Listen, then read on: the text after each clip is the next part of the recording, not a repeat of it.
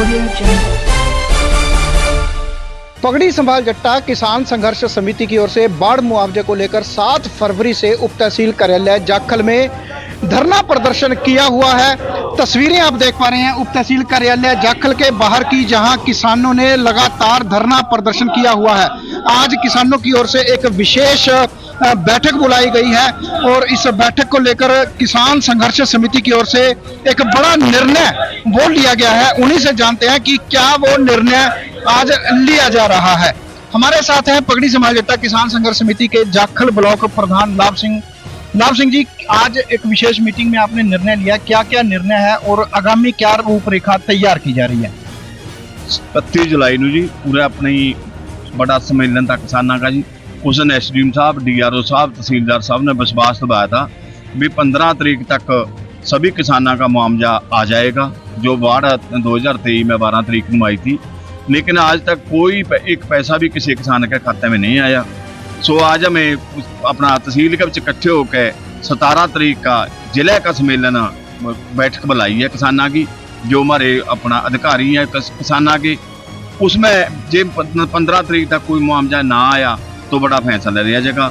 रही दूसरी बात, जो आने वाला इलेक्शन है विधानसभा का जी, उस बारे भी हमारी जो स्टेट कमेटी है जी, स्टेट कमेटी सारे मिलकर उसका कोई फैसला लेंगे जी। जिस तरह जी पीछे लोकसभा का इलेक्शन हुआ था, उसके विच जी विपक्ष ने किसानों को आपके कार्यकर्ता समझ के किसानों के किसी मुद्दे की कोई बातचीत नहीं करी। इस करके मानो बड़ा रोष है उस चीज़ का भी किसान विपक्ष को किसानों का बहुत फायदा मिला था, लेकिन किसानों का हक में उन्होंने कोई आवाज़ नहीं उठाई। आने वाले इलेक्शन के बिच हमें अपनी जिला स्टेट कमेटी की, जिला भी स्टेट कमेटी और ब्लॉक कमेटी सारी इकट्ठियाँ होकर कोई फैसला लेंगे, आगे आने वाले वोटों का कोई बड़ा फैसला लिया जाएगा।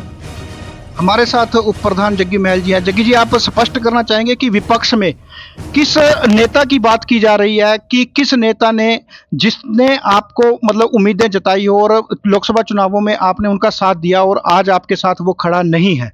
कौन वो नेता है, कैसी वो पार्टी, किस प्रकार के विपक्ष का आज आप विरोध करने जा रहे हैं? नमस्कार जी, आपका धन्यवाद जो आप यहाँ किसानों की मांगों को उठाने के लिए और मुद्दों को लेकर यहाँ पहुँचे जी।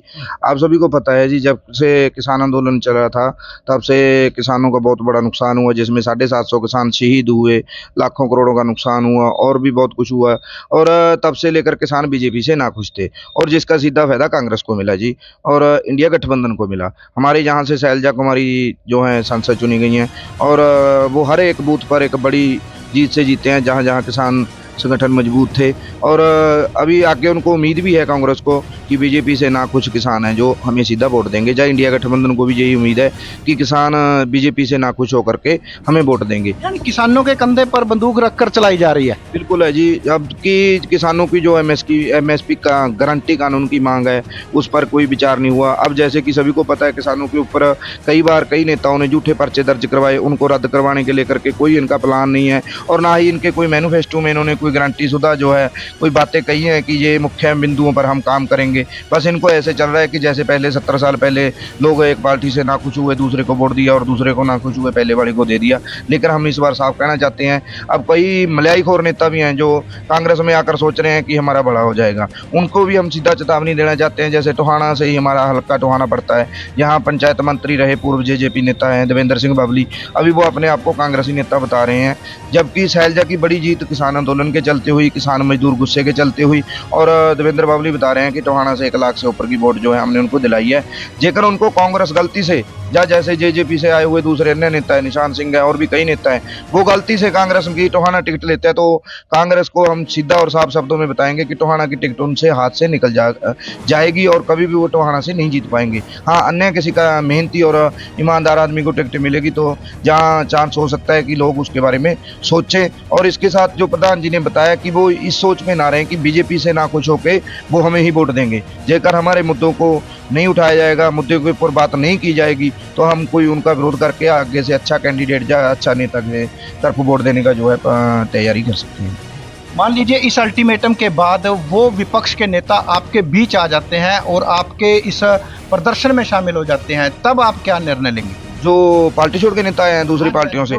नहीं जी, देखिए हम 3 साल से इस लड़ाई को लड़ रहे हैं। जैसे हमारे यहाँ नेता निशान सिंह हैं, बड़े नेता हैं, देवेंद्र बावली बड़े नेता हैं। हम किसान आंदोलन के शुरू में से ही उन्हें कहा था कि हमने आपको 1 लाख से ऊपर वोट देकर जो है विधानसभा भेजा है, इसलिए आप किसानों के पक्ष में इस्तीफा देकर किसानों के साथ खड़े, हम आपको निर्विरोध यहाँ से बड़ी जीत दिलाकर भेजेंगे। हम अपने दम पे ये बात कह रहे हैं, कोई भी जो गांव का बसनीक है वो आपको वोट ना देने से नहीं रहेगा, सब आपको वोट देंगे एक बार आप किसान मजदूर के हक में आकर के खड़े। जबकि उन्होंने उल्टा किसानों को गालियां दी, झूठे पर्चे दर्ज करवाए। अब बाद में उन्होंने किसानों से मीटिंग की, चांदपुरा में खुद बुलाकर मीटिंग हुई मुआवजे के ऊपर। लेकिन बाद में जब उनसे सवाल जवाब करना चाहा जाखल, तो उन्होंने प्रधान जी को धक्का मारे। हमारे जो साथी अन्य थे, बहुत साथी थे, उनको धक्के मारे, गाली गलौज किया, झूठे पर्चे दर्ज करवाए। उसके बाद अब दोबारा हमें मैसेज आए हैं उनके कुछ साथियों के कि हमारे साथ मीटिंग करें, हम उन किसानों से गलती मांग लेंगे, उनके पर्चे रद्द करवा देंगे। लेकिन हमारा साफ संदेश है कि आप अपने पर्चे और करवाने की तैयारी रखें, क्योंकि अभी गांवों में आओगे तो उस मुद्दों को लेकर बातचीत की जाएगी। जब हमें किसानों को गालियां निकाली गई थी, किसानों को धक्के दिए गए थे, किसानों के ऊपर झूठे पर्चे करवाए गए थे। एक सवाल बड़ा प्रधान जी, आपके इस प्रदर्शन में एसडीएम साहब आए थे, डीआरओ साहब आए थे, उन्होंने कहा था कि अगले 2-3 दिनों में बाढ़ का मुआवजा इतने 2100 कुछ किसानों के खातों में आ जाएगा। उस बात में कितनी सच्चाई अब तक सामने आई? एसडीएम साहब ने, डीआरओ साहब ने सबके सामने महक पे विश्वास दबाया था भी 2-3 दिन में पैसे आने शुरू हो जाएंगे। लेकिन जी अभी तक कोई पैसा नहीं आया। 2176 आदमियों के पैसे थे, जिसके बीच 900 के करीब जाखल ब्लॉक थी, 200 के करीब कुला, 200 के करीब अपना रतिया, 200 के करीब फतेहाबाद और 200 के करीब टोहाना। बाकी अपना 900 के करीब थे अपना जाखल के जी। लेकिन आज तक 10 दिन हो गए ना बातों जी, एक भी पैसा किसी किसान के खाते में नहीं आया। हमें समझांगे पहला भी ये सरकार मिठियां गोलियां दे के चली गई थी, डीसी साहब ने मिठी गोली दिया। हूँ एसडीएम साहब ने उसने बात की, महकमे कही थी हमने बोल के भी आप अगर आज आप झूठा विश्वास दबा के जाओगे, इसका खमियाजा आपने भुगतना पड़ेगा, अब सरकार को भुगतना पड़ेगा खमियाजा। कुल मिला के आने वाले